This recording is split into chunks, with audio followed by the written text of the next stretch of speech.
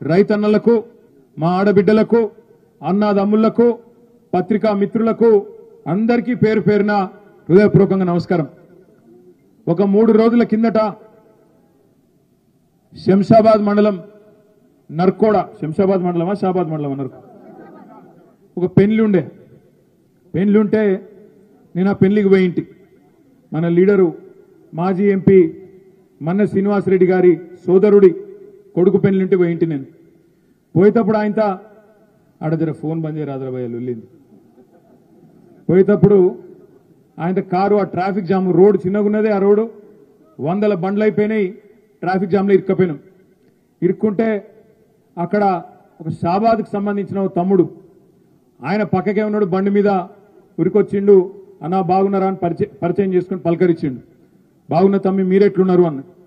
ఒక్కటే మాట అన్నాడు, అన్న కేసీఆర్ పోయినాక మా షాబాద్కు కలవైంది, మా చేవెళ్ళకు కలవైంది.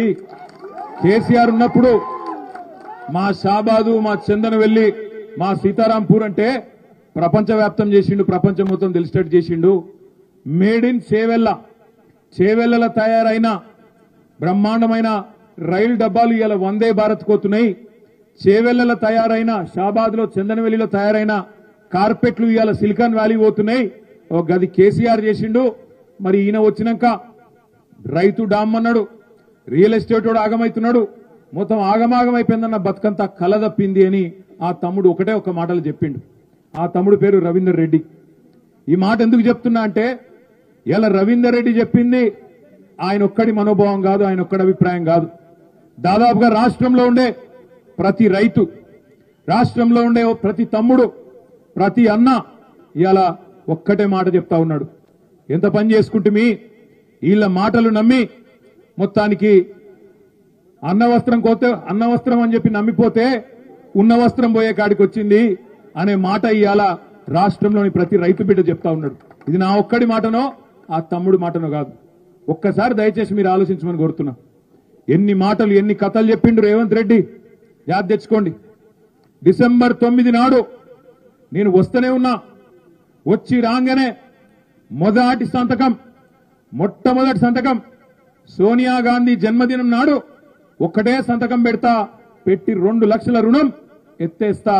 ఇప్పటిదాకా లోన్ తెచ్చుకున్న లెవెల్ ఉంటే అర్జెంటుగా బ్యాంకు ఉరికి 2 లక్షలు తెచ్చుకొని తమ్మి నేను కడతా, సోనియమ్మ మీద ఒట్టు అని చెప్పి ఆ రోజు సోనియా గాంధీ బర్త్డే అని చెప్పి సెంటిమెంట్ కొట్టిండు. 2 లక్షల రుణం అన్నాడు, సోనియమ్మ మీద ఒట్టు అన్నాడు. తర్వాత డిసెంబర్ 9 నాడు సావు కబురు సల్లగా చెప్పిండు. ఇది అయ్యేటట్టు లేదు, నేను సెక్రటేరియట్కి వచ్చినా ఇడ లంకె బిందెలు ఉంటాయనుకున్నా, లంకె బిందెలు లేవు, ఖాళీ కుండలే ఉన్నాయి అని మాట్లాడిండు. నాకు తెలియక అడుగుతా, మీరు చేవెళ్ళలు బాగా హుషారు ముందే మీరు చెప్పాలి నాకు. లంకె బిందెల కోసం ఎవడు తిరుగుతాడే? ఎవరు అర్ధరాత్రి గడ్డపారలు పట్టుకొని, తటపారలు కప్పుకొని, నెత్తి మీద తువాలు చుట్టుకొని ఎవడు తెలియని దొంగరాత్రి ఎవడు తిరుగుతాడు లంకె బిందెల కోసం? మరి ఎవడన్నా ముఖ్యమంత్రి అంటాడా సెక్రటేరియట్ పోయి ఈడ లంకె బిందెలు ఉంటాయనుకొని వచ్చినా లేని లేవు, అన్ని ఖాళీ కుండలే ఉన్నాయి, యాడికెళ్ళి చేయాలి? సరే, కొత్తగా వచ్చిండు కదా, ఏదో మాట్లాడుతుండు కదా, నిజంగానే కొంత టైం ఇస్తే చేస్తాడేమో అని మనోళ్ళు కూడా ఏమన్నారంటే, కేసీఆర్ సారు ఇంకా మా సబితక్క కొత్తగా వచ్చిండు కదా, తొందరపడద్దు, మనం కూడా ఏదో అనుకొని వచ్చిండు, ఆయన ఆడ ఏం లేదంటుండు కదా, కొద్దిగా టైం ఇద్దాం, ఒక 6 నెలలు చూద్దాం అనే మాట మాట్లాడిండు. మరి ఇదే రేవంత్ రెడ్డి డిసెంబర్లో ముఖ్యమంత్రి అయిండు. డిసెంబర్ 3వ వారంలోనో 2వ వారంలోనో బ్యాంకులతో ఒక మీటింగ్ పెట్టిండు. అసలు రాష్ట్రంలో రైతుల రుణాలు మాఫీ చేయాలనుకుంటే ఎన్ని పైసలు అవుతాయి అని బ్యాంకులను అడిగిండు. అడిగితే బ్యాంకు ఏం చెప్పారు ఎరికేనా, నువ్వు 2 లక్షల రుణమాఫీ అన్నావు కదా, 2 లక్షల రుణాలు మాఫీ చేయాలంటే 49,000 కోట్లు అయితే రేవంత్ రెడ్డి గారు, మరి 49,000 కోట్లు ఇంతజాం చేసుకో అని చెప్పారు. ఆయన గొంతుల పచ్చి వెలక్కాయ పడ్డట్టు అయింది. తెలియక ఏదేదో నరికితిమి, ఆయన తిరకపోతే ఎట్లా బయటపడాలి, వీళ్ళకెళ్ళి ఎట్లా బయటపడి మొత్తానికి తప్పించుకోవాలని చెప్పి ఇక ఆ రోజు నుంచే సాగు తెలివితేటలు చూపెట్టడం మొదలుపెట్టిండు. బ్యాంకు వాళ్ళు 49,000 కోట్లు అన్నారు డిసెంబర్లో. ఏం చేసిండు రేవంత్ రెడ్డి? జనవరిలో ఒక ప్రెస్ కాన్ఫరెన్స్ పెట్టిండు, ప్రెస్ మీటింగ్, పత్రికలను పిలుచుకున్నాడు. ఇక వాళ్ళ ముంగట మైక్ పట్టుకొని మళ్ళా లొల్లి లొల్లి పెట్టుకుంటే మాట్లాడుతుండు. ఏం మాట్లాడిండు ఆ రోజు? ఏం మాట్లాడిండంటే, ఇగో నేను ఒక్క సంవత్సరం గట్టిగా కడుపు కట్టుకుంటే అవినీతి చేయకపోతే 40,000 కోట్లు ఉత్తగానే కట్టి పారేస్తా, అల్కా గడతా అన్నాడు. అంటే 49,000 కోట్లకెళ్ళి 9,000 కోట్లు కటింగ్ పెట్టేసిండు. మొదలు 49 ఉండే, దాన్ని 9,000 కటింగ్ పెట్టి 40,000కి ఆయనతో కోసి పారేసిండు. ఇది జనవరి ముచ్చట. ఇక జనవరి కాగానే ఆయనతో పార్లమెంట్ ఎలక్షన్ వచ్చింది. ఇక పార్లమెంట్ ఎలక్షన్లో ఎవరు నమ్ముతలేరు.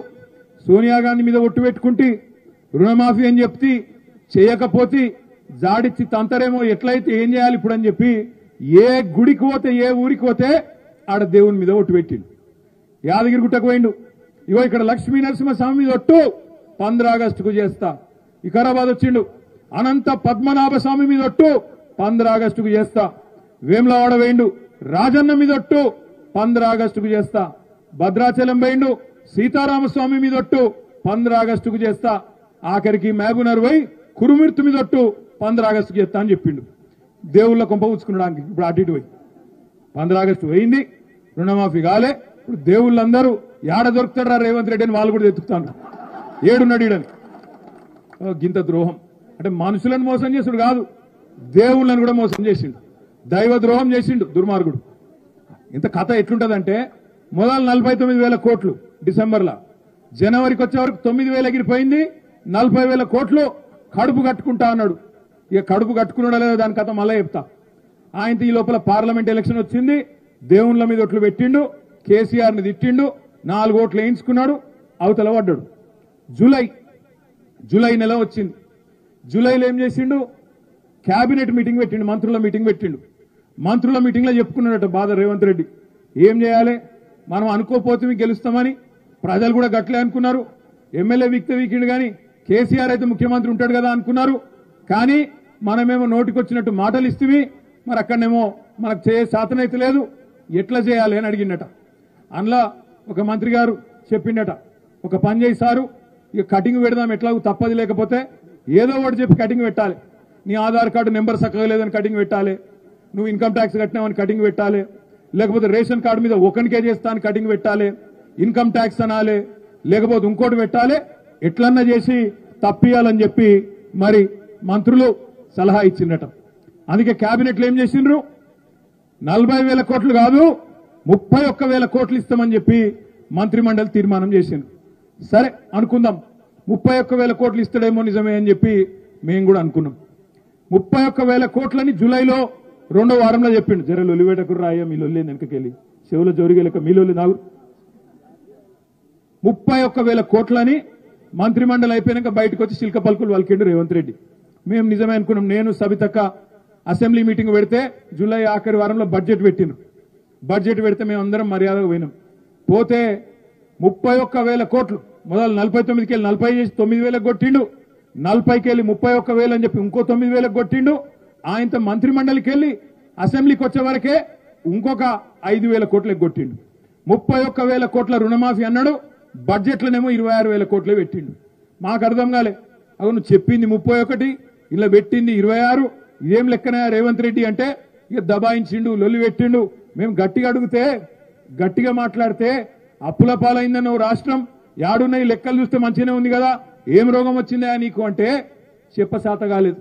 అందుకే ఏమంటాడు సబితక్క, పాపం ఆమె ఒక్క మాట అనలే, గట్టిగా అనలే, ఒక్క మాట గట్టిగా అన్నది. ఏమన్నది? ఇంట్లో ఉంటే దోమలు కుడుతున్నాయి, ఇంటి బయటకు వస్తే కుక్కలు కరుస్తున్నాయి, ఏం నడుపుతున్నారని ఆయన రాష్ట్రం అని చెప్పి మాత్రం తిట్టింది. ఇంట్లుంటే దోమలు కుడుతున్నాయి, డెంగీ జ్వరాలు, చికెన్ గున్యాలు వస్తున్నాయి, ఇంటి బయటికి పోదామంటే కుక్కలు కరుస్తున్నాయి, ఏం నడుపుతున్నారని ఆయన ఒక మాట అన్నది. దాంతో పగబట్టిండు. సబితక్క ఇట్లా అంటదా? గంట మాట్లాడి మొత్తం బట్టలు ఇప్పేసింది. హైదరాబాద్ లో నెల రోజుల్లో 30 మర్డర్లైనాయి అన్నది. అసలు నీకు నడపచాత అయితే లేదన్నది. నేను మాజీ హోంమంత్రిగా చెప్తున్నా, నీకు అసలు నడపొస్తలేదు, శాంతి భద్రతల మీద నీకు అదుపు లేదు అనే వరకు పగబట్టిండు. పగబట్టి ఇక్కడ అప్పుల పాలు కాలేదు, రాష్ట్రం మంచిగానే ఉంది, దివాలా తీసింది రాష్ట్రం కాదు నీ బుర్ర అని చెబితే కోపం వచ్చి ఆయనతో లోపలికి గయ్య ఉరుకుంటూ వచ్చిండు. వచ్చి సబితక్క ఒక్క మాట అనలే. సబితక్క, సునీతక్క నా వెనుకనే ఉండే, వెనుకకు కోవ లక్ష్మక్క ఉండే, ముగ్గురు